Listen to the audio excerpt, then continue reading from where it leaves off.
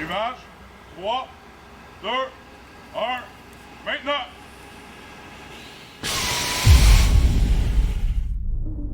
Depuis l'Antiquité, les cieux ont toujours représenté quelque chose d'inatteignable, le domaine des dieux.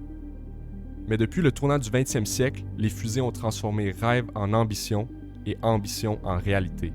Maintenant, c'est au tour de l'Université de Sherbrooke de se joindre au développement de cette technologie. Dans ce but, notre équipe a créé le premier prototype d'un moteur qui sera capable d'emmener une fusée de 35 kg à une altitude de 3 km pour des compétitions interuniversitaires. Qui dit fusée dit feu. Pour avoir du feu, il faut 3 éléments: comburant, carburant et chaleur. Les systèmes principaux de notre moteur travaillent ensemble pour maîtriser ces 3 éléments.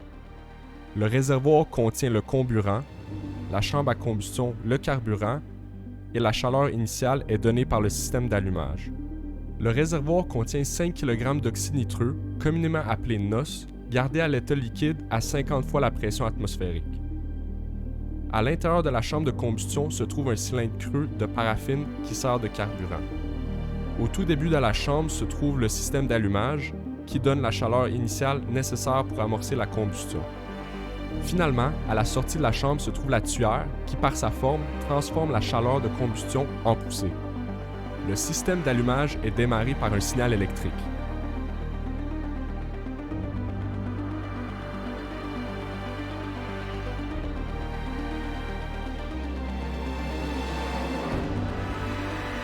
La valve principale s'ouvre.